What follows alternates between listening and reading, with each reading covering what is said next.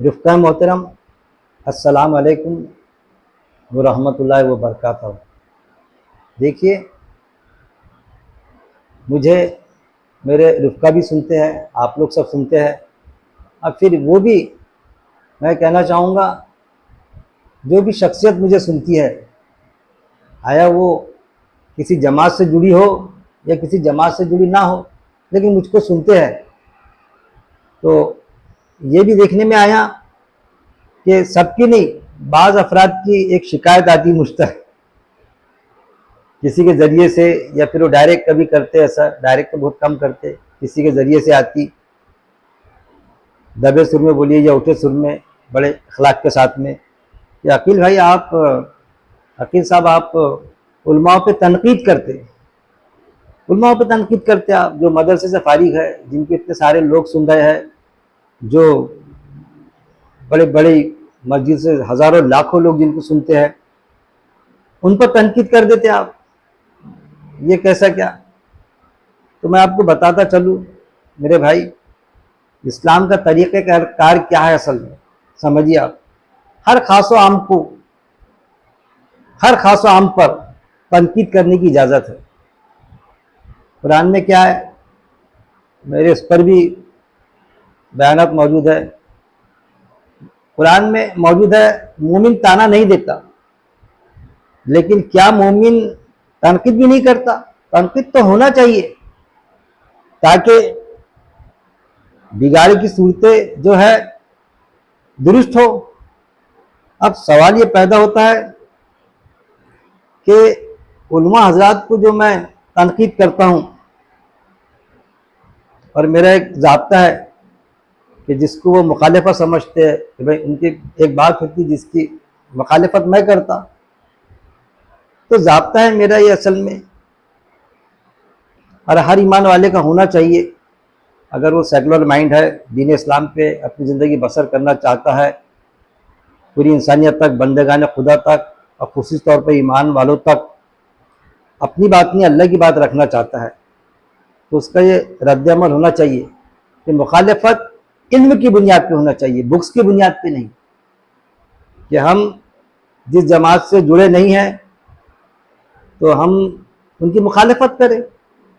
किसी भी बात की हमको पता चला फलानी बात उस जमात के प्लेटफॉर्म से आई क्या, तो हम उसके मुखालिफ हैं, उस जमात से जुड़े नहीं हैं, तो अरे नहीं भाई मैं सुनने को तैयार नहीं। किस जमात का प्रोग्राम है, कौन जिम्मेदार है? वो फलाने तबलीगी जमात के, अरे हम नहीं आते उनके इसमें, वो फलाने बरेलवी जमात के, हम नहीं आते। ये नहीं होना चाहिए। मुखालिफत इल्म की बुनियाद पे होना, हम सुने जाकर उनको। तो मेरा है कि मैं बुक्स की बुनियाद पे नहीं करता। फिर मैं तो साफ कहता कि मैं किसी भी जमात से जुड़ा नहीं हूं, मैं तो सिर्फ जैसा कुरान में अल्लाह ने बताया, किसी भी जमात का मतलब ये नहीं कि अल्लाह की जमात से जुड़ा नहीं हूं। जो आपको मुस्लिम माशरे में नक्शे पर दिखती है, आपको इज्तिमायतें, मैं ये भी नहीं कहूँगा कि ये जमातें दीन इस्लाम का काम नहीं कर रही है, फिर भी मैं उनसे जुड़ा हुआ नहीं हूँ। अब क्यों नहीं हूँ?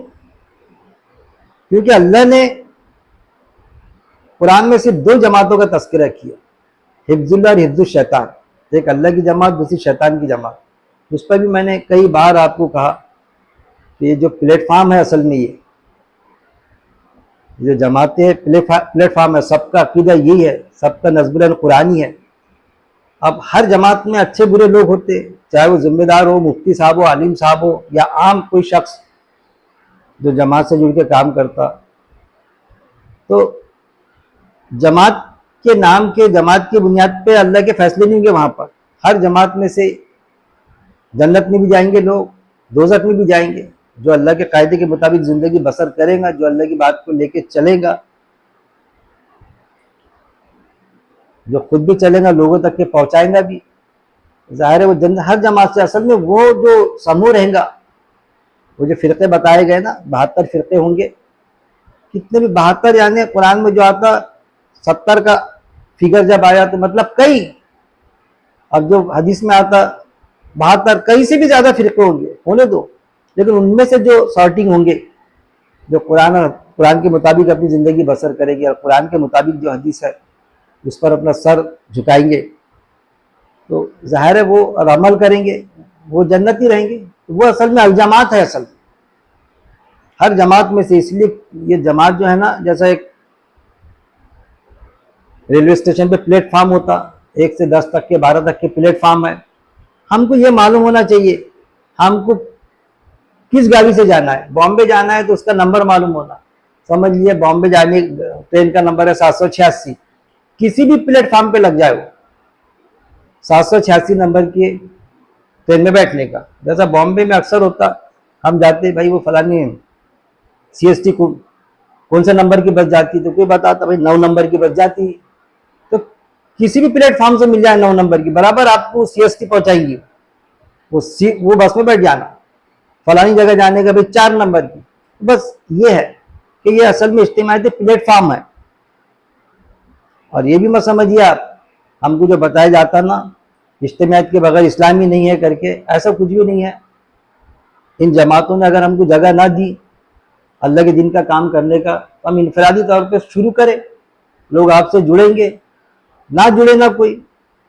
जैसा कुरान में आयत है, आप सबको इंस्ट्रक्शन दी गई, हिदायत दी गई अल्लाह ने कि चलो तो बस इब्राहिम सलाम के रास्ते पर, चलो तो बस इब्राहिम अलैहिस्सलाम के तरीक़ेकार पर, जो सबसे कट कर एक अल्लाह का हो गया था और वो मुशरिकों में से नहीं था, सबसे कट के। तो ये रखना पड़ेगा। फिर इससे भी कोई इनकार नहीं किया जा सकता रुफ़क़ा मोहतरम कि बेशक उलमा हजरात अंबिया इकराम के वारिस है, बिल्कुल वारिस है ना, उनका एक अपना मर्तबा है, सवाल ही पैदा नहीं होता। उनकी हमने आदर करना चाहिए, उनकी इज्जत और एहतराम करना चाहिए, लेकिन ये भी ख्याल रखना चाहिए कि उलमाओं में उलमा सू भी है और उलमा हक भी है। इन्हीं आलिम से पूछिए आप, उलमा से बोलेंगे बिल्कुल है ना, उलमा हक भी उलमा सू। तो उलमा सू से हमको चौकन्ना रहना पड़ेगा। फिर ये भी आपको देखने में आएगा कि एक आलिम ऐसा होता कि कई बातों पर 80% सही होता हो, या समझ लीजिए 90% सही है, वो बिल्कुल एज पर कुरान और हदीस के मुताबिक सारी बातें बताता, लेकिन 10% ऐसा लगता हमको कि ये कुरान से हट के बता दी इन्होंने ये। तो वहां पर क्या हम उस आलिम साहब के 80% बात को रिजेक्ट कर देंगे कि हमको पता चला ये फला बात या फला में 5 बात या 10 बातें इनकी कुरान के खिलाफ है, तो वो 10 बातों में उनको तनकीद की जाएंगी, उनकी मुखालफत की जाएगी। इतना इल्म होना हमको। अब जो 80 बातें हैं तो उससे बेजारगी अख्तियार नहीं करेंगे हम, या भाई आप ये है तो फिर मैं 80% भी नहीं मानता, अल्लाह की पकड़ में आ जाएंगे।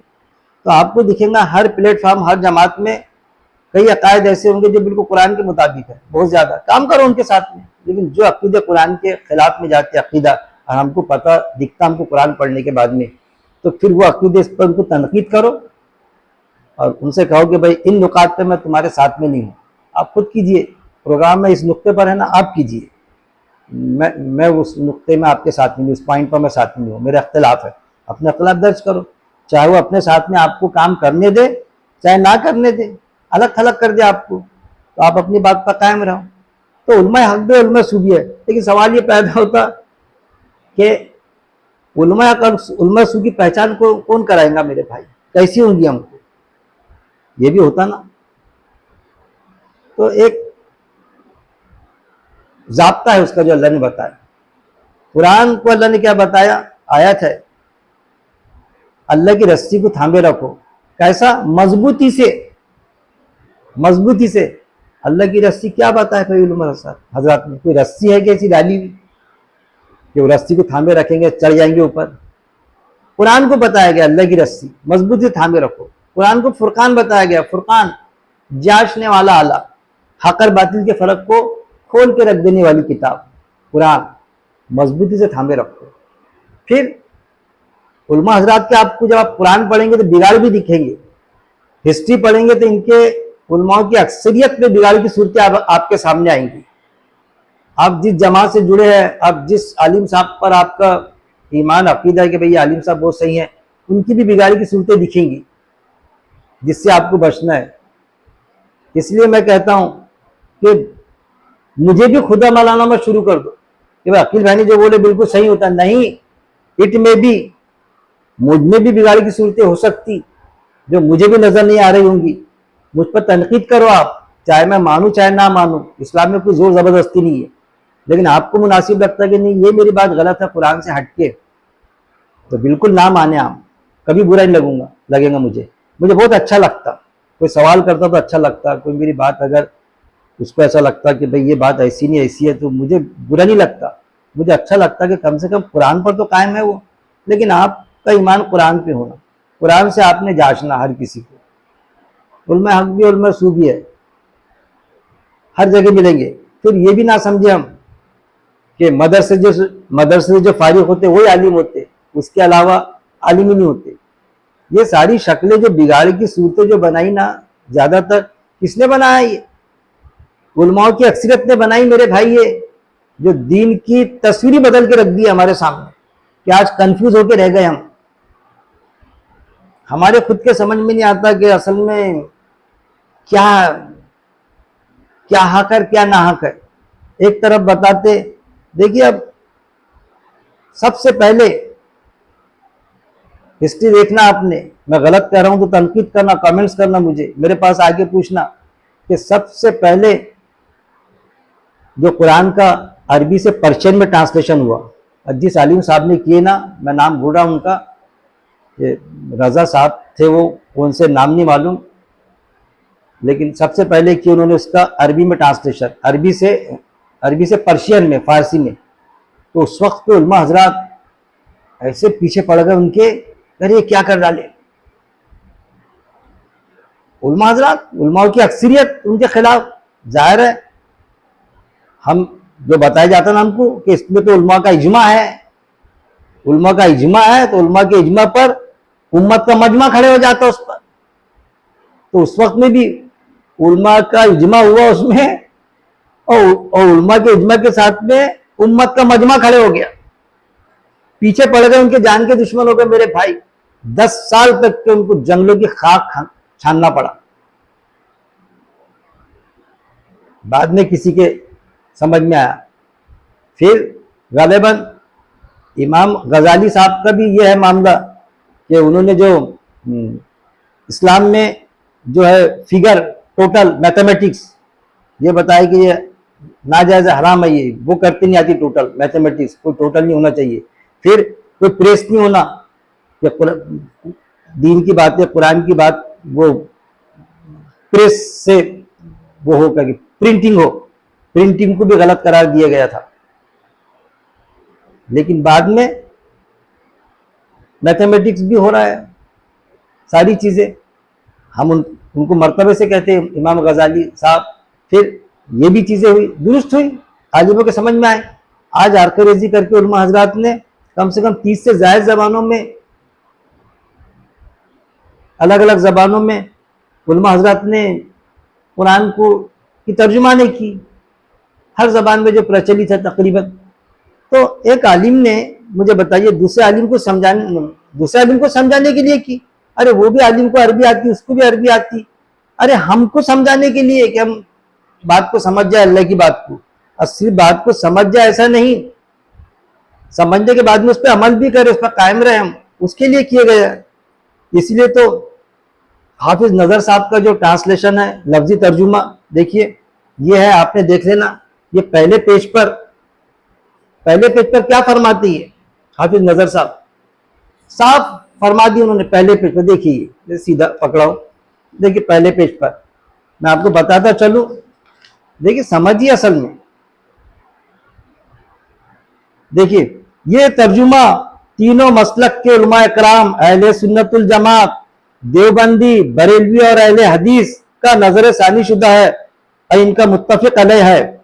फिर फरमाते मजीद, अरबी से नावाकिफ भी चंद पारे पढ़कर, देखिए अरबी से नावाकिफ भी चंद पारे पढ़कर इसकी मदद से पूरे कलाम में इलाही का तर्जुमा बाखूबी समझ सकेंगे। साफ अंदाज में पहले पेज पर फरमा दिया गया है। अब किसी शख्स ने, मेरे जैसे ने या आप जैसे ने, जो मदरसे से फारिग नहीं है, ये तर्जुमा पढ़ लिया भाई, उसके समझ में आ गया। फिर आपको कई हदीस मिलेंगी कि एक आयत भी अगर तुम्हारे को मालूम हो जाए तो पहुंचा दो इंसानों तक के, ईमान वालों तक के, एक आयत भी। अब मेरे पूरा कुरान समझ में आ गया तो जिम्मेदारी आयत नहीं होती मुझे समझाने की कि मैं मदरसे में डबल से एडमिशन लूं। फिर जब ये चीजें हैं तो ये चीजें तो उनकी बिल्कुल उलमाओं की अक्सरियत जो है गलत साबित हुई कि भाई कुरान को समझने के लिए 14 उलूम होना, 16 उलूम होना, दर्स कुरान आलिम भी दे सकता, दूसरा दे नहीं सकता। आज भी मौजूद है चीजें, शक्लें कुछ जमातों में है, उनके प्लेटफॉर्म से तुम आलिम है कि मदरसे से फारिग तो दे सकते, दूसरा नहीं दे सकता। बिगड़ी ऐसी कई बिगड़ी शक्लें मौजूद है। अरे अल्लाह के बंदो, ऐसी ऐसी हदीस मौजूद है जो बुखारी मुस्लिम की है, मुनकर हदीस नहीं बनना चाहिए, लेकिन ऐसी हदीसें मौजूद है, बुखारी मुस्लिम की भी कुछ हदीस ऐसी हदीस है जो कुरान से सीधी सीधी टकराती, और उलमा हज़रात उससे मुत्तफिक है, कड़ी से कड़ी मिला के बराबर बताते कि क्या करना उसमें, जब कुरान से टकराती तो मैंने क्या करना। मान लेना उस हदीस को, ये सोचना कि भाई आलिम ये तो अंबे इकराम के वारिस है तो मान लूं मैं। उलमा से होते क्या नहीं उलमाओं की ये बताइए, उलमाओं की अक्सरियत इसमें ये है। फिर कि अक्सरियत का ये अकीदा है तो मान लो मैं अक्सरियत का, कुरान में वो आयत भी है फिर मौजूद कि अक्सरियत अल्लाह की बात को नहीं समझेंगे, कलील तादादी समझेंगी, अक्सरियत अल्लाह की बात पर अमल नहीं करेंगे, कलील तादादी करेंगे। क्या होगा फुरकान, उसके जरिए समझ लिया मैं।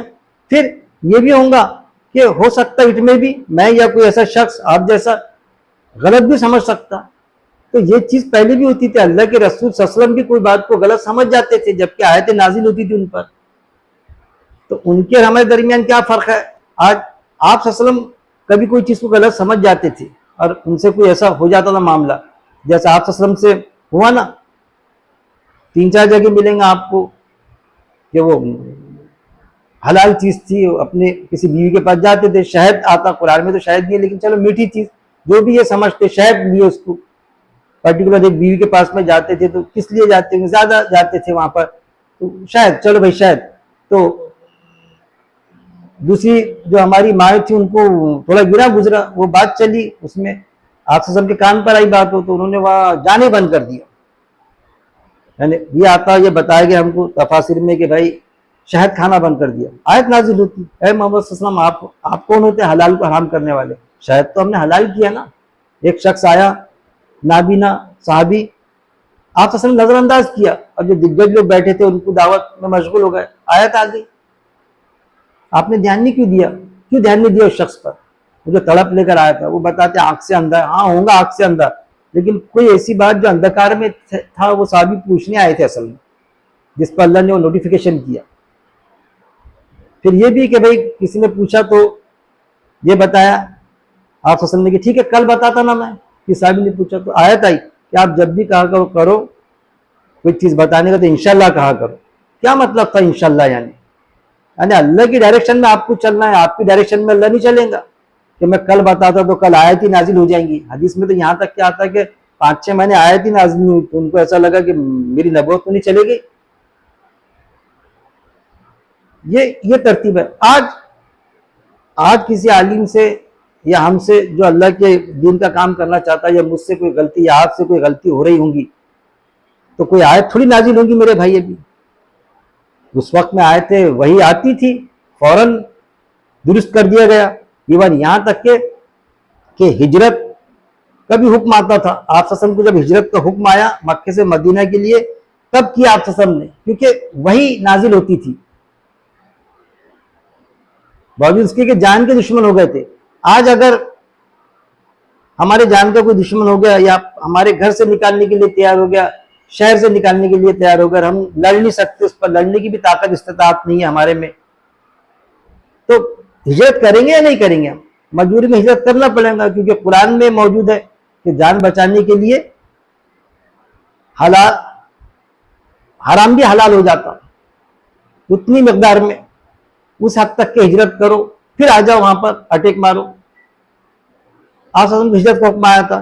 फिर आप के पहले यूनुस अलैहिस्सलाम का भी वाकया है कि उनकी कौम उनकी दावत पर अमल नहीं कर रही थी, सिर्फ सुन नहीं रही थी, अमल नहीं कर रही थी, उनको नबी मानने के लिए तैयार नहीं थी। अब परेशान बेजार हो गए, इतना मेरे को चाहते, मुझे अमीन सादिक समझते, सारी चीज मेरे को इतना मर्तबा देते, लेकिन मेरे को नबी मानने के लिए तैयार नहीं। उनको एक चिड़ पैदा हुई कि भाई छोड़ दो इसी कौम को, चले गए। हिजरत का हुक्म नहीं आया था अल्लाह की तरफ से कुछ, चले गए जब, क्योंकि आयत बताती, तो अल्लाह को वो अदा उनकी पसंद नहीं आई, वो गलती अल्लाह ने मछली के पेट में डाल दिया, पूरा वाकया दर्ज है, डायरेक्ट मछलियां निकल रही है, नाव में गए, कश्ती में फेंक दी फिर मछली के पेट में। तो फिर उनको एहसास हुआ कि मेरे से गलती हो गई कि अल्लाह का हुक्म नहीं आया था, जबकि आयतें आ रही थी वही, आज थोड़ी वही आएंगी हम पर, हमको खुद डिसीजन लेना पड़ेगा। तो वो चले गए। तो वो आयत ये है, उन्होंने माफी मांगी मछली के पेट में। आयत ये आती कि अगर आप अल्लाह से माफी नहीं मांगते, जो आपसे गलती हो गई थी, तो कयामत तक मछली के पेट में पड़े रहते। आयत में यह है, इस तरह से उनको तनकीद की गई, बताया गया कि कयामत नबी के लिए। आज हम पर आए, हमको थोड़ी कोई वही आएगी, फिर हम कैसी डायरेक्शन मिलेंगी, हम क्या करेंगे। अरे मेरे भाई, अल्लाह ने हमको बेनिफिट ऑफ डाउट जो होता ना, जो हम बताते रहे, फितरी दीन है, समझिए हर चीज फितरत के हिसाब से चला करो। आप फितरत में जैसा ना, उससे सोचना आयत को कि मेरे फितरत में बराबर सेट होती है आयत, हो आपको गिरा नहीं गुजरेगी। फितरी दीन है, फितरत से हटकर दीन नहीं है। आज बेनिफिट ऑफ डाउट है, कायदे में प्रोविजन अल्लाह ने भी दिया कुरान में, बेनिफिट ऑफ डाउट।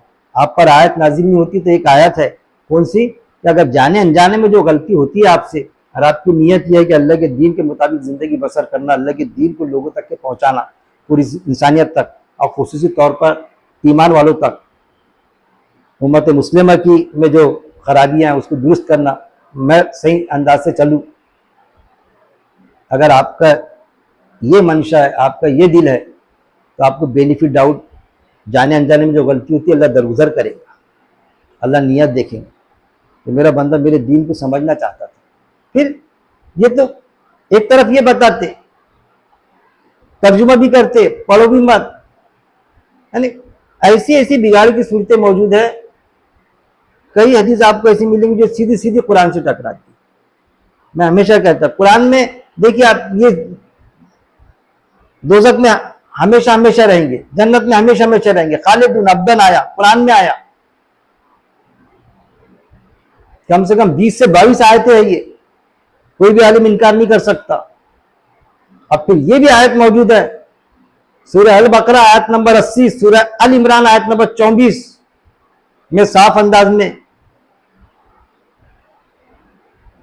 क्योंकि अल्लाह का दीन तो पहले से आदम सलाम से वही है ना। यह आयत भी मौजूद है कि ये कहते हैं कि दोजख की आग हमको नहीं छुएगी, बनी इसराइल के लिए। उस वक्त में कुरान में आयत मौजूद है, कोई तौरेत इंजील ज़बूर में नहीं है। ये कहते, क्योंकि उस वक्त में भी उलमा हज़रात मौजूद थे ना, जैसा आज मौजूद है। कुरान को मानने वाले कुरान के आलिम उस वक्त में भी अल्लाह की जो किताब थी, तौरेत इंजील ज़बूर, उसके अकीदे वाले मौजूद थे ना, उलमा हज़रात, मोतबर शख्सियत, अंबिया इकराम के वारिस थे ना मौजूद, दावा करते थे ना। ये कहते हैं कि दोजख की आग हमको नहीं छुएंगे मगर गिनती के चंद दिन। क्या अल्लाह से इन्होंने कोई वादा ले रखा है, कोई अहद ले रखा है, या अल्लाह पर वो बात कहते हैं जो खुद भी नहीं जानते। ये चीज मिलेगी।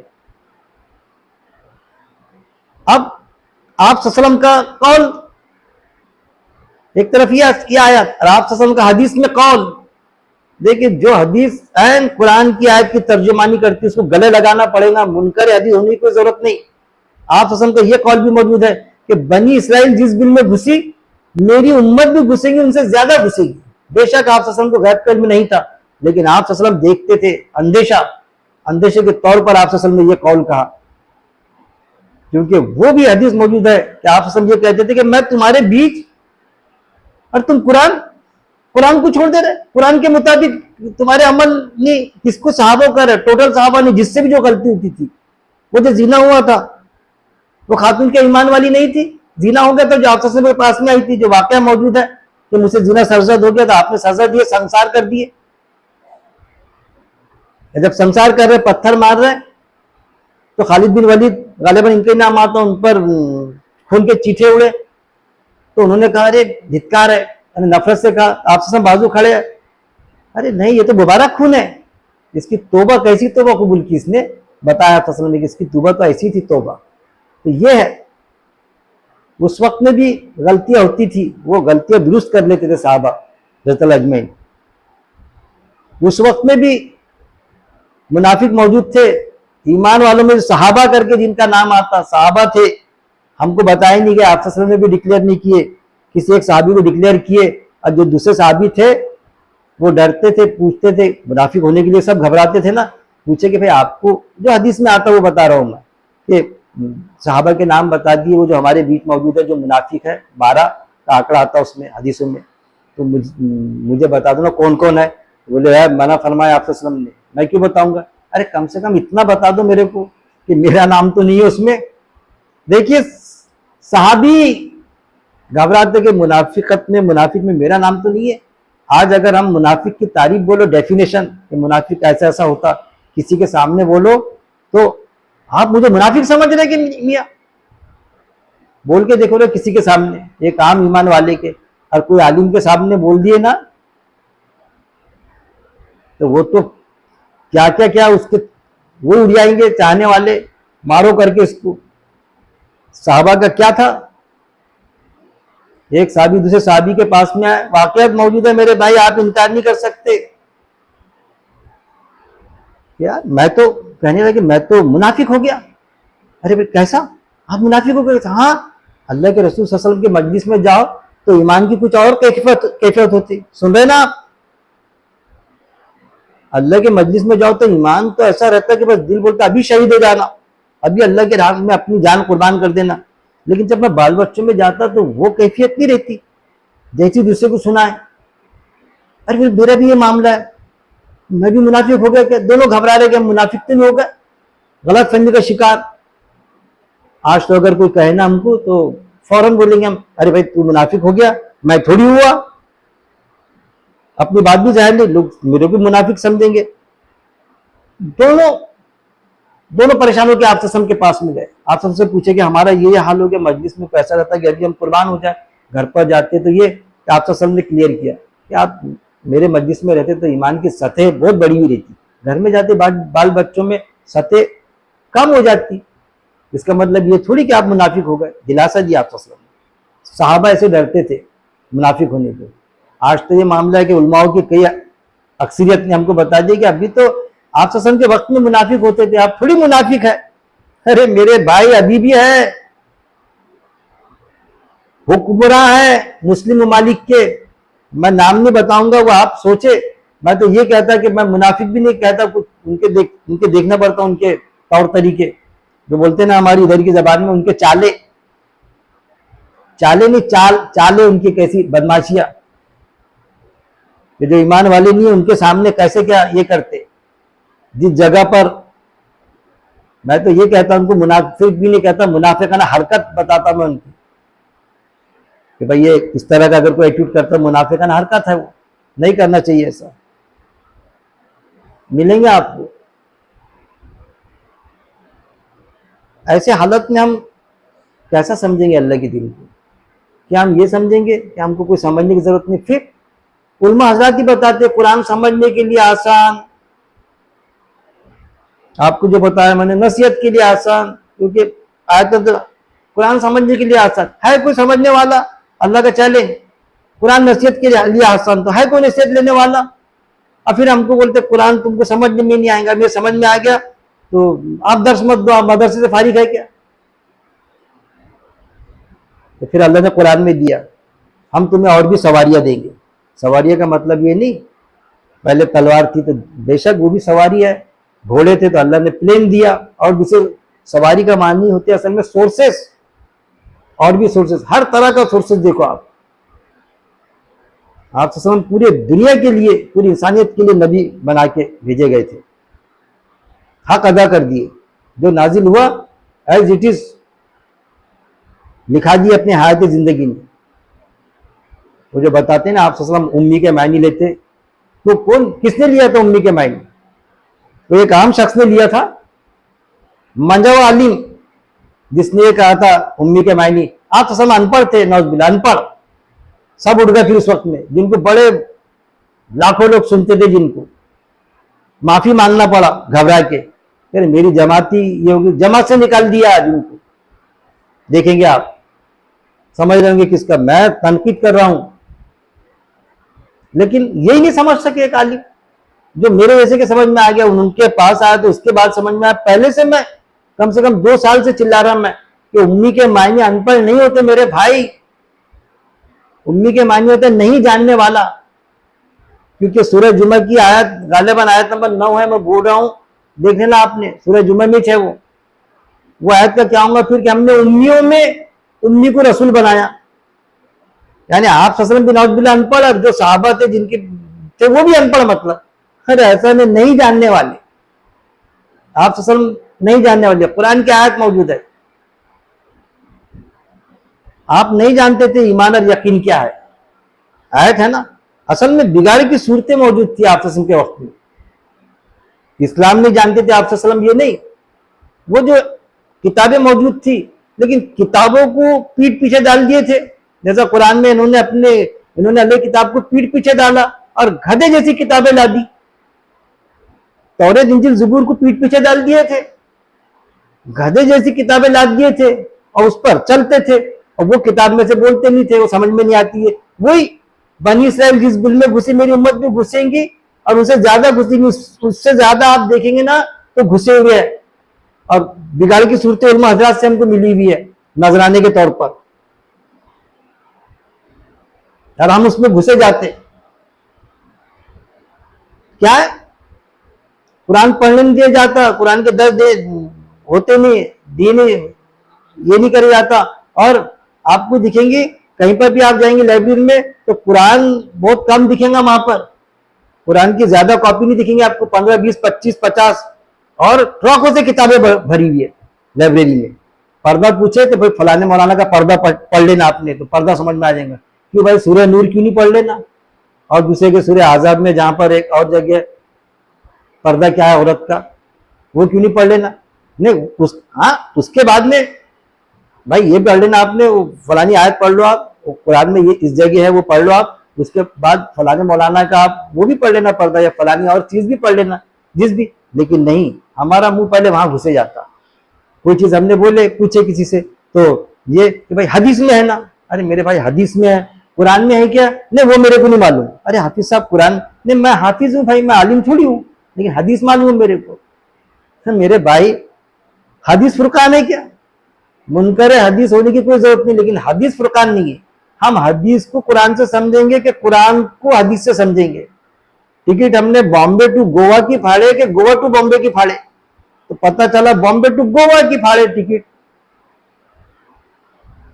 तो वहां फाड़ने उसको रिटर्न टिकट, जो गोवा टू बॉम्बे की टिकट देंगे, बोले वो गोवा टू बॉम्बे की टिकट मत दे, बॉम्बे टू गोवा की टिकट दे, ऐसे ही बोलेंगे ना हमको। उसी तौर पर वो कंडक्टर बस का, गाड़ी का, क्या क्या क्या फैला के रख दिए। इन शक्लों से हमको एक आम ईमान वाले को निकलना पड़ेगा।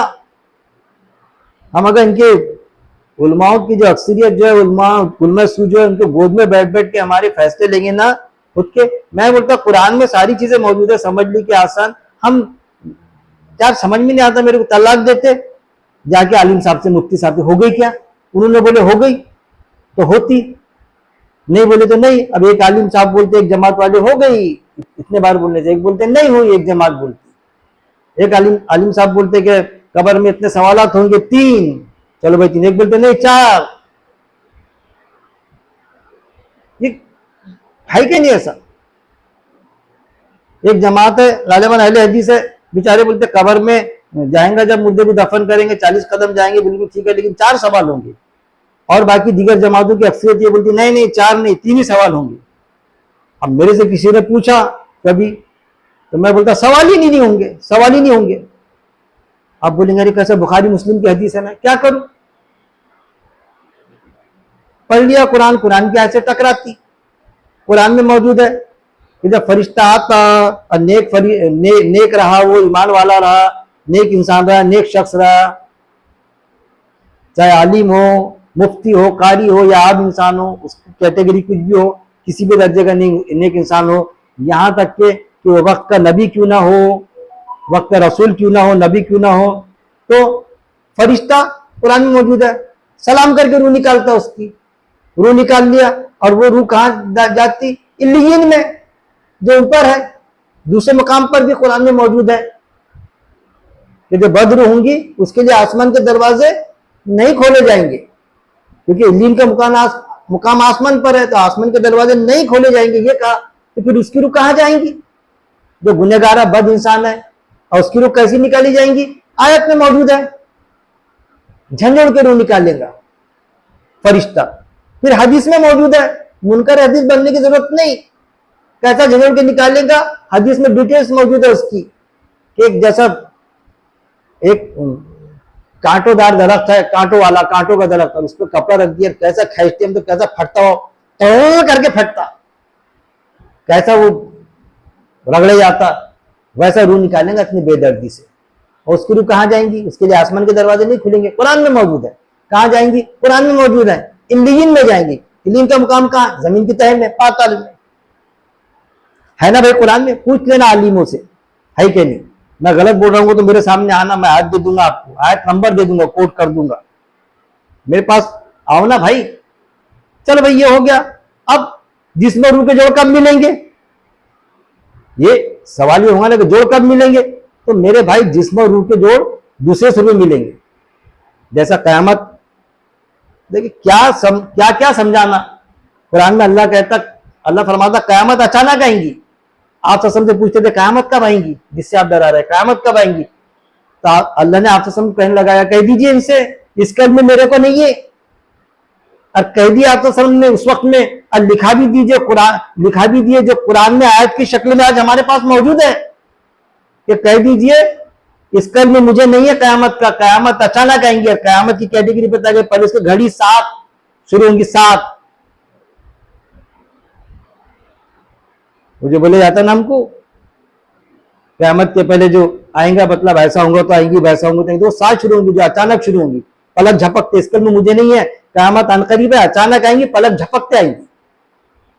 उस वक्त में भी आ सकती थी, आज भी आ सकती, कयामत तक के डरना पड़ेगा। पहले कयामत हमारी इनफरादी मौत, और एक वो कयामत 7 शुरू हुई कयामत की घड़ी, अब फिर बाद में सारे जो पहाड़ उड़ेंगे, ये वो सारे प्रोसेस है।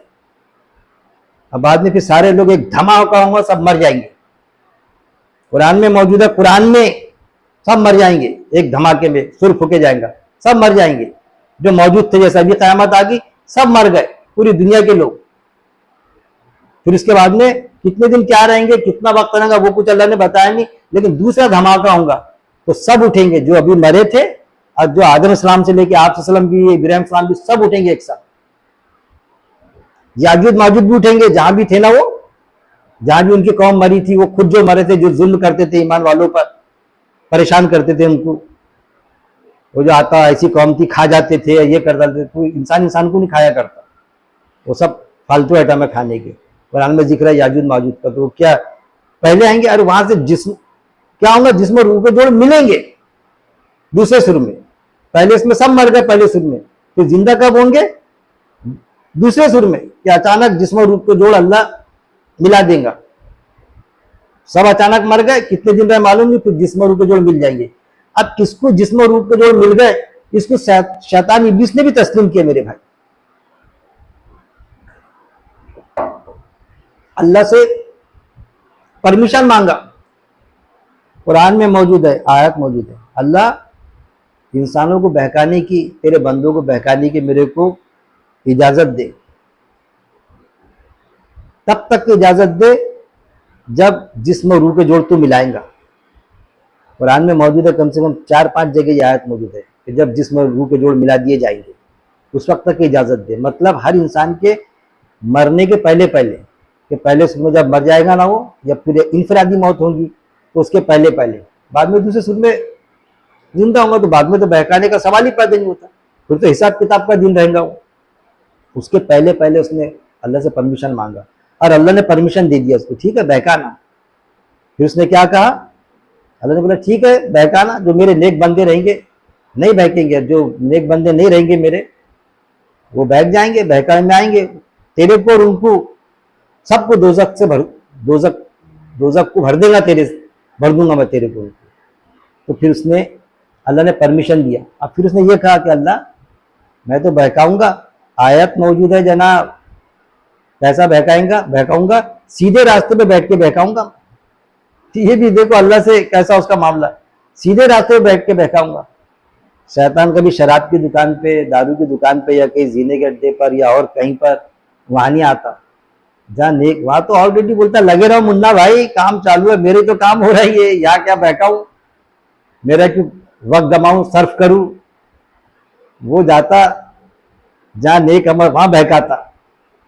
बैग ले ले, देखो मैं, आप बोले ना उलमा को तनकीद नहीं करते आती, उलमा हाँ बैग ले लो, लेकिन वो पैसा कहाँ लगाओ, मस्जिद के लैट्रिन बाथरूम में लगाओ। अरे लैट्रिन बाथरूम में जो होती तहारत करते हम, काहे के लिए करते, ताकि हमारी इबादत सही हो। तो वो गंदे पानी से करेंगे। एक तरफ बताते आपके बैग मैला है, वाकयात बताते हैं कि एक ने कही कि मैं भाई मैला खा जाऊंगी, तो वो जो बैग लेता था सूद, उसके घर के ओल्टीन के नीचे, कबीलू के नीचे तूने नहा लेना, तो समझ लेना कि तूने मैला खा ली। ऐसी भी वाकयात मौजूद है ना, किस हद तक कि ठीक है नहीं वो सवाल नहीं, लेकिन बहरहाल सूद को हराम करार दिया गया। लेकिन ये कि मस्जिद के इसमें लगा दो, कोई बोलता भाई वो ले लो बैंक से सूद का पैसा, कोई गरीब को दे दो। अरे कुरान की आयत है, जो अपने लिए चाहो अपने भाई के लिए चाहो। हम उसको मैला समझ रहे हैं, हम उसको हराम समझ रहे हैं, हराम यानी नहीं चलता, तो उसको कैसा चलेगा मेरे भाई, क्यों देंगे हम उसको। किसने किया ये तस्वीरें किसने किया, उलमा हजरात के अक्सरियत से मिली है। वो जो जिस्म रूह के जोड़ मिलेंगे, कब मिलेंगे, रोजे कयामत को। लेकिन कब मिला इन्होंने, हदीस में है, बुखारी मुस्लिम की हदीस है, 40 कदम जाओ उसके बाद में जोड़ मिल जाएंगे। यानी कयामत, जो कयामत में मिलने वाले वहां मिला दिए उन्होंने, डबल हिसाब हो रहा वहां पर। मन दिनों का, मन रब्बों का सवाल पूछे जा रहा है। समझिए बात आपको, किस हद तक के आपको अकल काम करती। यानी एक तरफ अल्लाह ने निकाल लिया रूह, उसके जिस्म और रूह के जोड़ वहां इल्म में जमा हो गई, नेक रूह बदरू सिज्जिन में जमा हो गई, जिस्म रूह के जोड़ दूसरे सुर में मिलने वाले हैं, और कब्र में जोड़ मिल जा रहे हैं। बुखारी की हदीस है, मुस्लिम की हदीस है, भाई क्या करना, क्या करूं, तो मैं है तो मैं क्या करूं। अरे यार आपका उस पर अकीदा नहीं है। अरे भाई अल्लाह ने अपनी हयाती जिंदगी में कुरान के सिवा कोई किताब नहीं लिखाई। 250-300 साल बाद हदीसें लिखे गई, जिससे मैं भी इनकार नहीं करता, लेकिन जो हदीस कुरान के आयत से टकराएंगी, मैं कैसा उस पर अकीदा रख दूं। मेरा कुरान फुरकाना, मैं कैसा हदीस को बना दूं। फिर ये कोई कहेगा कि भाई तुम हदीस मानो ही मत करो, मुनकर हदीस बोलते हैं, हम हदीस ही नहीं मानते। मैं कैसा हदीस को मानने से इनकार करूं, जो हदीस है एज पर कुरान है, कुरान की आयत की तर्जुमानी करती है, उस हदीस को नहीं मानूं मैं तो मानूंगा। मुनकर हदीसों का वो मामला आता, हदीस ही मत मानो।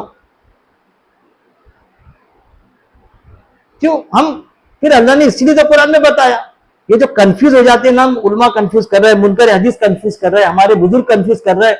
कुरान में अल्लाह ने फरमाया क्या तुम तुम्हारे बुजुर्गों की पैरवी करोगे, वो गलती पर है तब भी नहीं करना है गलती पर, तो उनकी गलती कहां से पता चलेंगी, जब हम कुरान को तर्जुमे से पढ़ेंगे। उन्होंने अपने आलिम और दरवेशों को, मशाइखों को अल्लाह के साथ सिवा अपना रब बना लिया है। आलिम को रब बनाने की जरूरत नहीं, कब पता चलेगा उलमा कौन है, उलमा कुरान जब पढ़ेंगे हम, जब पता चलेगा कि कौन सी हदीस टकराती कुरान की आयत से। जो हदीस कुरान की आयत से टकराएंगी नहीं मानेंगे, हम रिजेक्ट करेंगे उसको।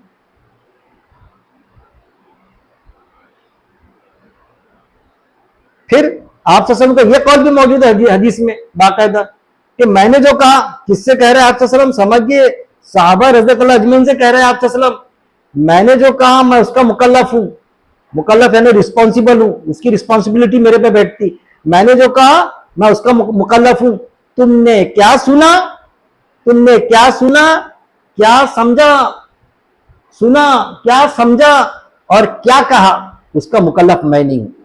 साहबा रज़ियल्लाहु अजमईन से कह रहे अल्लाह ताला, साहबा से, तो तुमने क्या सुन लिया, क्या समझा और क्या पेश कर दिया लोगों के सामने, क्या कहा, उसका मुकल्लफ मैं नहीं हूं। फिर ये भी मामला है, ये तो हदीस है, आप सल्लल्लाहु वहां पर अपना हाथ ऊपर कर देंगे जब ऐसे देखेंगे ना मामला कि हदीसों के चक्कर में जो कुरान की आयत से हदीसें टकराती थी, उस पर आलिम मुत्तफिक है, उलमाओं का इजमा है, इतनी बड़ी जमात गलत हो सकती क्या, जबकि आयतें मौजूद थी कि अक्सरियत अल्लाह की बात को के मुताबिक जिंदगी बसर नहीं करेंगी, तो उसके बारे में भी आप क्या कहेंगे? गालिबन सूरह अल फुरकान आयत नंबर 30 है, गालिबना, लेकिन कुरान में तो मौजूद है, फुरकान में है कि आप कहेंगे, क्योंकि ये विल है असल में। आप कुरान जो क्या है, अल्लाह की बात है, अल्लाह के अहकामात है, लेकिन आप की विल है। जैसे हमारे वालिद मोहतरम दिखा के जाते हैं ना, फलानी कोठी मेरे ये बेटे को देना, वो फला साइकिल, वो स्कूटर मेरे ये बेटे को दे देना, विरासत बराबर तकसीम करना, तो ये आप की विल है। तो कैसा समझता मेरे वालिद ने ये बेटे को बोले दे देने का, भाई ये उसको दे दो, ये उसके हिस्से में जाने दो। ये आप की विल है असल में, विरासत जो उनको नाजिल हुई थी, कुरान। तो आप ये समझना हमने कि हमारे बीच मौजूद है, हमारे बीच आप मौजूद है। जैसे हम समझते हैं ना हमारे वालिद मोहतरम को कि भाई मेरे वालिद मोहतरम ने ऐसा लिख के गए ना, भाई मेरे को दो ना वो कोठी, मेरे को बहुत पसंद की ना दो ना, तो ये कुरान विल है आप की, ये विरासत है आप हमारे बीच में मौजूद है। और वहां कहेंगे आप बजाते खुद फिजिकल नहीं है, लेकिन हमारा तस्वुर ये ना है हमारे बीच मौजूद है। वहां कहेंगे आप जो कुरान से हटेगा ना,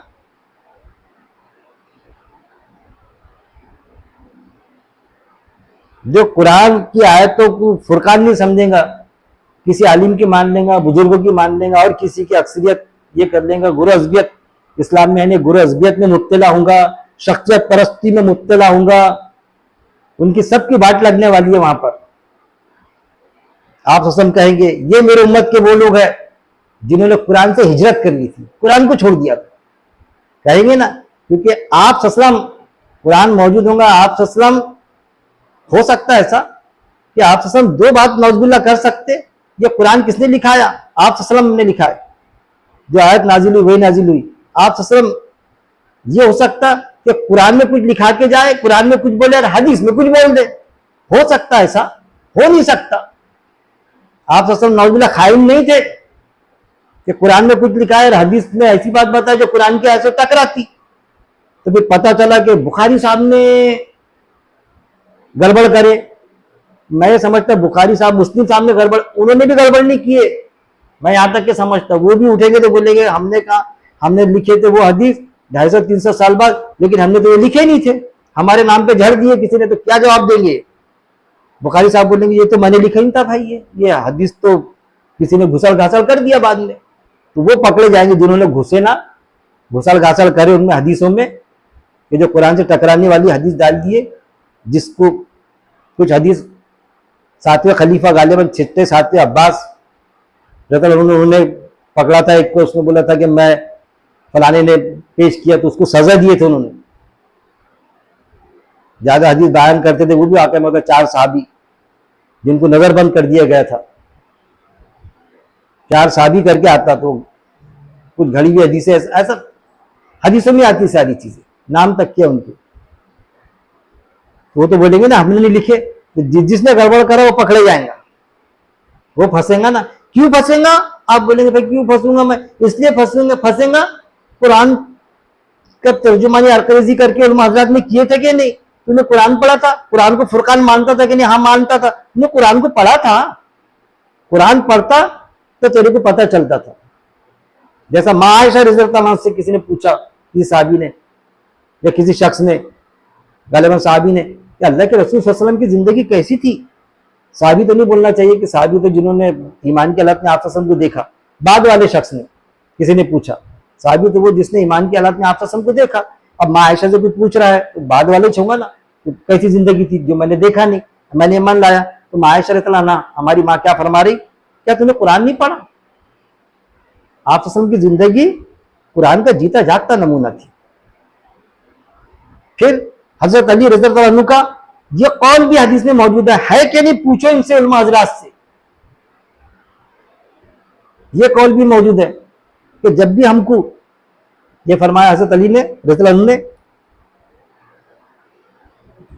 जब भी हम किसी मसले पर हम परेशान हो जाते, कंफ्यूज हो जाते, हमको उसका हल दिखाई नहीं देता कि ये कैसा क्या है करके किसी बात पर, तो हम बार बार कुरान पढ़ते, हम बार बार कुरान पढ़ते तो हमको उस मसले का हल मिल जाता है। ये भी मौजूद है, क्योंकि कुरान में सारी चीजों, हर गिलियर सूखी चीज कुरान में बयान कर दी गई। आप कुरान पढ़ेंगे ना तो आपको कई चीजें क्लियर होंगी। ये उलमाओं की बदमाशी भी आपको दिखेंगी। सब उलमा को बदमाश नहीं कर रहा हूं मैं, मुखालिफत मैं इल्म की बुनियाद पे करता।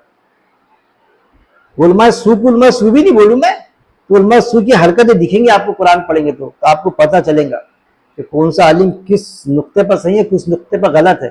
कोई लड़ने की जरूरत नहीं। वो आलिम गलत है तो कि वो जमात से नहीं जुड़ के काम करेंगे, आप जुड़ो जमात से। कुछ जमात के कुछ अकीदे गलत है तो क्या इज्तिमा से काम करना छोड़ देंगे आप? करो आप, लेकिन वो तनकीद ही नहीं करने देंगे, आपको बोलने नहीं देंगे, तो फिर अलग आप खुद इनफरादी सतह पे काम करो। तो वो शेर है, मैं तो अकेला ही चला था जानिबे मंजिल मगर, जैसा इब्राहिम सलाम के पर बैठता है शेर के, अकेले निकल गए थे सबसे कट के, निकल क्या दिए थे, उनको निकाल दिए थे। तो डायरेक्ट इनडायरेक्ट हमको भी इज्तिमाई से निकाल देते, नजरअंदाज करते, होता ऐसा। मैं तो अकेला ही चला था जानिबे मंजिल मगर, लोग साथ आते गए और कारवा बनता गया, कारवा बनेगा। और वो भी आपसे कह रहा था मैं, कुरान की जो आज पेश किया था, बात अधूरी रहेगी कि हम तुम्हें और भी सवारियां देंगे। सोर्सेस सवारियां, आज ये सवारी है मेरे भाई यूट्यूब, जो अल्लाह ने अता किया तुमको। अपनी बात कुरान समझो, कुरान की बात पूरी दुनिया तक के पहुंचा दो, चाहे काफिरों को कितना ही नागावारा गुजरे। कुरान की आयत है, वो काफिर जिनका अल्लाह पर ईमान नहीं, नागावारा गुजरे, वो काफिर जिनका अल्लाह पर ईमान है, लेकिन उसके बाद में भी अलग अलग खुदा बना लिए, वो काफिर जिनका अल्लाह पर भी ईमान है, अलग अलग खुदा भी नहीं बनाए, लेकिन अमल से वो है, अमल करना होता नहीं। जबकि कुरान में 3 4 5 जगह बताया अल्लाह ने कि ईमान के साथ में अमल जरूरी है। ईमान है अमल नहीं है दोजक मिलेंगे, अमल है ईमान नहीं है दोजक मिलेंगी। इसलिए मैं जाब्ता बना, ईमान प्लस अमल सालेह इज इक्वल टू जन्नत। सीधा फार्मूला है। तनकीद हमारा हक है ईमान वाले, ये सोर्सेज है असल में। पहुंचाओ अपनी बात को लोगों तक के। जरूरी नहीं कि आप मदरसे से फारिग हो, आपके कुरान समझ में आ गया, पहुंचाओ बात को। फिर ये भी मिलेंगे आपको कि चंद ही लोग आपको सुनेंगे। तो जो कहते हैं ना कि अकील भाई आप उलमाओं को तनकीद करते हैं, उनके खिलाफ है आप, अरे भाई उनसे पूछो। अगर आपको जो आलिम कहता ना कि मैं उनके खिलाफ हूं, उनकी जो बात कुरान से टकराती उसके खिलाफ हूं मैं, उनसे पूछो कि वो कुरान के मुताबिक जो मेरी बात है उसके खिलाफ है क्या? वो मेरी वो बात, मेरी कोई बात नहीं उसके खिलाफ है। उनसे पूछो कि मैं तो उनके मुखालिफ नहीं हूं, वो मेरे मुखालिफ है कि? पूछो ना आप उनसे। जब आप सोचेंगे ना तो आपको ऐसा लगेगा कि मैं तो उनके खिलाफ नहीं हूं, लेकिन वो मेरे खिलाफ है। मेरे सुनते भी, मेरे दर्स कुरान भी सुनते, मेरे बयान भी सुनते, लेकिन जवाब तो दे नहीं सकते, क्योंकि मैं तो कुरान और हदीस के रेफरेंस देता, जो हदीस कुरान के आयत से टकराती वो भी बताता मैं। बावजूद उनके कि इन्होंने अपने अकीदे, बिगड़े अकीदों पर चल रही है, फैला दिए कई अकायद इनके बिगड़े जो कुरान की आयत से टकराते। ये तो मैंने 2 पेश करा आपको, 2-3 ऐसे बस। लेकिन है, तनकीद भी नहीं कर सकते। तो उनसे पूछो कि मैं उनके खिलाफ हूं कि वो खिलाफ है मेरे। उनकी कई बातें जो कुरान के मुताबिक हूं मैं फेवर करता हूं, उनकी प्रशंसा करता। जैसा लोग मेरे को ये भी समझते, बेजा गुमान नहीं करना चाहिए। कुरान में आया था बेजा गुमान मत करो, कि बाज़ गुमान गुनाह में शामिल है। मैं जो इंजीनियर अली मिर्जा बहुत सुनता हूं उनको, और कई चीज़ों से उनके मुत्तफिक हूं मैं, लेकिन कुछ नुकात पे मेरा उसमें उनसे मुत्तफिक नहीं हूं मैं। वो उसके तहत मैं इल्म की बुनियाद पे मुखालिफत करता हूँ उनको मैं मेरे बयान भी भेजता भी मैं कई चीज़ में, बहुत कम है लेकिन। और वो उनके मैंने ये भी सुना कि कोई अगर आपसे ये कहे तो उनको कहो ना आलिम साहब को कि भाई आप बोलो ना, मेरे खिलाफ में बोलो ना। मैं तो चाहता कि बोलो ना कहाँ मेरे से गलती हो रही, ताकि आपको भी पता चले, मुझे भी पता चले। मैं तो अली मिर्जा साहब को तनकीद करता, जो मुझे गलत लगता तो वो बोले ना, मेरे को नाम लेके बोले ना कि भाई ये इसका ऐसा अकीदा है करके, मेरा ऐसा अकीदा है। कोई आलिम साहब भी बोलो, लेकिन नहीं बोलेंगे, क्योंकि मेरे को मालूम है इनके खुद के अपने गलत करतूत नहीं, इनका जहन कैसा है। कि इंजीनियर अली मिर्जा साहब, जिनको मैं बहुत चाहता, जिनकी बहुत इज्जत करता, मैं कई 90 बोलना चाहिए 95 90% मैं उनके कई बातों से सहमत हूँ। अब कुछ बातें जो टकराती कुरान से, तो उसमें मैं असहमति करता हूँ, मुत्तफिक नहीं हूँ मैं। लेकिन मुझे मालूम है ये मेरा नाम नहीं लेंगे, क्योंकि इनके बयान में कि भाई हम नाम लेंगे तो वो तो फेमस हो जाएगा, वो तो मशहूर हो जाएगा, और ऐसे ही होगा। किसी आलिम साहब ने, अभी मुझे चंद लोग सुनते, लेकिन कोई आलिम ने जो बड़ा दिग्गज आलिम है आया, उसको जमात से निकाल दिए, उसके गलत इस पर उम्मी बोलने पर, या कोई इंजीनियर अली मिर्जा या और इंजीनियर अली मिर्जा खुद ऐसे कहते हैं अपने बयान में कि हम नाम ले लेंगे तो फेमस हो जाएगा, मशहूर हो जाएगा। तो मैं, जाहिर है आपने उन्होंने मेरा नाम लिया तो मैं फेमस मशहूर हो जाऊंगा उनके हिसाब से, लेकिन मेरे हिसाब से मैं जो दर्ज देता, जो मैं बयान देता, कुरान की बात जो रखता, मैं मशहूर होने के लिए नहीं रखता। लेकिन एक चीज तो है कि मेरा दिल चाहता कि वो नाम ले करके, बल्कि मैं तो उकसाता उनको कि मेरा नाम ले वो। अब मुझे ये भी मालूम है कि अभी नाम नहीं लेंगे वो, जब मुझे लोग ज्यादा लोग सुनेंगे ना तो फिर उछल उछल के नाम लेंगे।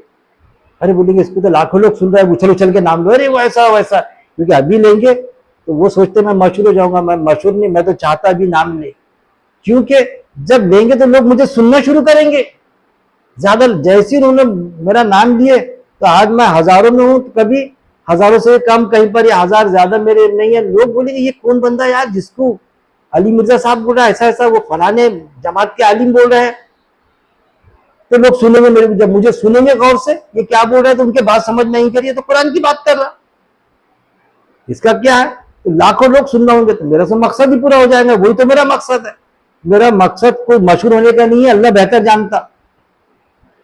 मेरा मकसद ये अल्लाह की बात दुनिया के कोने कोने में पहुंच जाए, क्योंकि मैं महसूस कर रहा हूं कि जो कुरान की आयत है, कलीली तादादी समझेंगे अल्लाह की बात को। जो बात मैं समझा यहाँ पर, तो मैं देखता बड़े बड़े आलिम नहीं समझ सके, किसी कोने में वो दूर रहता, वो शख्स वही बात करता, जबकि मेरे संपर्क में नहीं है, मेरे कोई ताल्लुक में नहीं है, वही बात करता वो कि निकलेंगे दोजख से, नहीं निकलेंगे, कई हदीस से मौजूद है निकल जाएंगे। हम, मैं नहीं मानता, वो भी बोलता नहीं निकलेंगे, वो भी बोलता हाँ कयामत अचानक आएंगी, वो भी बोलता ईसा सलाम नहीं आएंगी, ईसा सलाम नहीं आएंगे, कुरान में कहीं जिक्र नहीं। मैं भी बोलता ईसा सलाम नहीं आएंगे, अली मिर्जा साहब बोलते ईसा सलाम आएंगे, नहीं ऐसा होगा तो कयामत आई। मैं भी कहता कयामत अचानक आएंगी। कई चीजें उनसे मैच खाती मेरी, लेकिन उनको भी मुख्तसर लोग सुनते, मुझे भी, तो सुनते रहना, कौन सा फर्क पड़ता। अब कुछ ऐसे भी है कि जिनको सुनते लोग ज्यादा, लेकिन वो भी मेरा नाम लेना नहीं चाहते। तो मैं कोई नाम नमूद के लिए थोड़ी मामला, वहां तो दिलों के राज अल्लाह जानता। मैं तो वहां तक के अपने मेरे बयान पेश किया मैंने कि एक अमल जो फरिश्ता लिखता ना, तो फरिश्ता जो एक्टिविटीज होती है हमारी, उस बुनियाद पे अमल लिखता। फरिश्तों को हमारे दिल में क्या है वो मालूम नहीं होता, दिलों के राज अल्लाह बेहतर जानता। कुरान की आयत है, जो तुम्हारे दिलों में है और तुम जाहिर करते हो अल्लाह बेहतर जानता, जो तुम अमल करते अल्लाह बेहतर जानता। जाहिर करते वैसा अमल करते, कि एक इंसान नाम नमूद के लिए अगर दर्ज देता था, ये करता था, तो फरिश्ता तो लिखेगा उसको कि भाई ये दर्ज दे रहा, अच्छा इससे अल्लाह की बात कुछ करे। नेकी में लिखा, किसी खातून की मदद कर रहा है, मदद करा भाई, 1 लाख रुपए दिया और 3 लाख और देता दिया, तो उसका काम कुछ उससे बदफेली करने का था, उसके पहले मर गया, तो वो थोड़ी लिखेगा, उसको क्या मालूम था फरिश्ते को। मौत का फरिश्ता आया, निकाल दिया उसकी रूह, उसने तो नेकी में लिखा। ये सारी पिक्चर वहां खुलेंगी, अल्लाह बताएगा कि ये इसके दिल में ये था, ये अमल नेकी में थोड़ी था इसका, वो सारे खुलेंगे ना। जैसे मैं मिसाल देता, एक होटल में रहता और लगे वहां पर टीवी कैमरे जो भी, और वो काउंटर पे आता, कोई खा के बिल बताता, वो वेटर बिल भेजता कि भाई ले लो इनके 3 लोगों के 3,000 रुपए बिल। अब वो 3,000 रुपए लेता जाने लगता, तो सेठ रोकता उसको, रुक बोलता, वो जो जेब में रखा ना चांदी के 2 चमचे चुराया, वो रख यहाँ पर। उसको सेठ को सब दिखता उसके अंदर, कंप्यूटर के अंदर, खाया इतने का बिल खाया, 2 चम्मच भी रख लिया जेब में, चम्मच रख बोलता है यहाँ पर। तो ऐसा अल्लाह ताला को वहां सब दिख रहा है, फितरी दिन है, उसको कोई कंप्यूटर की जरूरत नहीं। काली रात को काले पहाड़ में काली चूटी की हरकत से अल्लाह वाकिफ है, सब दिख रहा। जो फरिश्ते को भी नहीं दिखता, किसी नबी को भी नहीं दिखता, वो पत्ते वहां खुलेंगे, वो चैप्टर खुलेंगे, देख तेरी नीयत नहीं थी, उसके हिसाब से फैसले होंगे मेरे भाई। तो ये नहीं कि फरिश्ते ने लिख दिया बस तो वही ऑथेंटिक हो जाएगा वहां पर। फरिश्ता अमल की बुनियाद पे लिखता हमारे, वो आयतों को वैसा भी लेता मेरे भाई, लेता मैं, क्योंकि मैंने कुरान पढ़ा। दिलों के राज अल्लाह जानता, फरिश्ता जो लिखेंगे उस पर ही फैसला होंगे क्या? उसकी नीयत अगर देने की नहीं रही, नीयत अगर उससे जिना करने की थी, खातून सर मर गया उसके पहले, तो उसने जो 2 लाख रुपए दिए, 3 लाख और देने वाला था, तो 2 लाख उसके नेकी में लिखे जाएंगे। हाँ, उसने अमल नहीं करा, उस बुनियाद पर उसको वो नहीं डाले जाएंगे, लेकिन उसके वो अमल के की नेकी नहीं मिलेंगी उसको 2 लाख की, क्योंकि उसकी नीयत गलत थी, उसके 2 लाख गए वैसे। क्योंकि जब अमल करेंगे तो अमल पर गुना लिखे जाता। वो भी हदीस मौजूद है कि नेकी का इरादा करो तो अल्लाह ताला उसका अजर देता है, कि हमने इरादा करे कोई नेकी करने का, किसी को मैं 2 लाख दूंगा, उसके पहले हमारा इंतकाल हो गया, मर गए, तो जैसा तुमने 2 लाख दे दिए उसको, खातून को या किसी को, ऐसा। लेकिन उसके साथ बदी का इरादा किए और वो बदी किए नहीं हमने, तो वो काउंट नहीं होता उसमें। लेकिन वो 2 लाख जो बदी का इरादा पहले किए थे, 2 लाख दिए थे, तो वो उसकी नेकी के लिए नहीं जाएंगे। कोई अगर नुमाइश के लिए दर्ज देता, नुमाइश के लिए पैसे था, मैं सब लोगों को, लोग समझते कितना मुत्तकी परहेजगार है, तो अल्लाह के पास में मुत्तकी परहेजगार नहीं होता। वो कोई अमल उसका वो नहीं है, सारा काम अगर वो उसके लिए कर रहा है, वो नुमाइश के लिए कि मैं इलेक्शन में जीत जाऊं, लोग मेरे को बड़ा आलिम समझे, लोग मेरे दर्द सुने, लोग मेरे को वाह करे, जाओ मुंह के बल घसीटते दोज़ख में। फिर हदीस से भी मौजूद है, कुरान से भी प्रूफ है। हम जो अमल करते हैं यहाँ पर जिंदगी में हमारे, वही पेपर वहां खुलेगा, उसके अलावा नहीं खुलेगा। इसके अमल उसको थोपे जाएंगे, जैसे हदीस में आता है, इसके अमल उसको थोपे जाएंगे, ये जन्नती रहे तो दोज़खी हो जाएगा, मतलब वो दोज़खी जन्नती हो जाएगा, इसके अमल इसको मिले तो। ऐसा कुछ नहीं होना है, कुरान की आयत है, वहाँ अमल की तिजारत नहीं होगी, वो हदीस टकराती, जिसको जाकिर नायक साहब दूसरे उलमा हज़रात भी मानते हैं उसको, इसके अमल उसको मिल जाएंगे, उसके अमल उसको मिल जाएंगे, जो हमने उसके साथ सुलूक किए।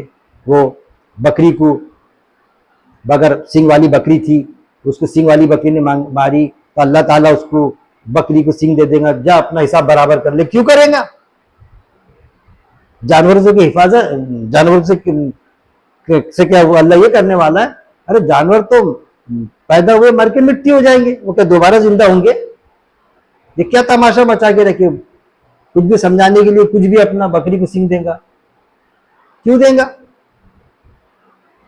जानवरों से थोड़ी पूछ है, पूछ सिर्फ इंसानों से है और जिन्नातों से है, क्योंकि कुरान की आयत है, हमने जिन और इंस को सिर्फ इसलिए पैदा किया कि हमारी इबादत करें। इबादत के मायने क्या होते? समझ लीजिए, इबादत के मायने हर फेल जिंदगी का हमारा दिनचर्या इबादत है। नमाज इबादत का मगज है, इबादतों का, वो भी एक इबादत है, लेकिन इबादतों का मगज है। नमाज दुआ है, फिर दुआ करने के बाद में एज पर अल्लाह डायरेक्शन दिनचर्या में चलो। आपने बोले चला दिन नेक राह पर, तो चलो अब नेक राह पे, दूध में पानी मत मिलाओ, प्लाटों का गाला मत करो, रिश्वत मत लो और दूसरे काम मत करो, चलो उस रास्ते पर।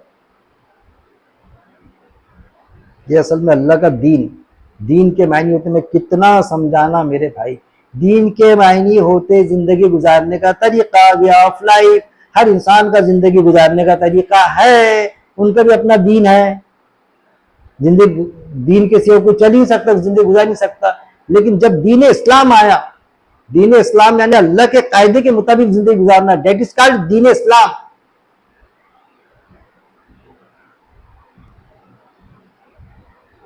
ये है।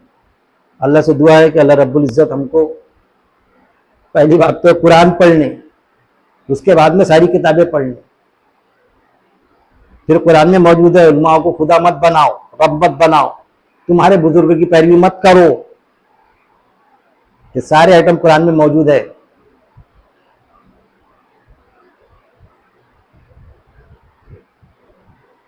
कुरान पढ़ने, तिलावत के मायने होते पीछे पीछे चलना, एज पर अल्लाह इंस्ट्रक्शन, अल्लाह की हिदायत के मुताबिक चलना, उसके मायने तिलावत होते। तिलावत के मायने सिर्फ पढ़ना नहीं होते, पढ़ना उसका एक पार्ट है, वरना इकरा आता था।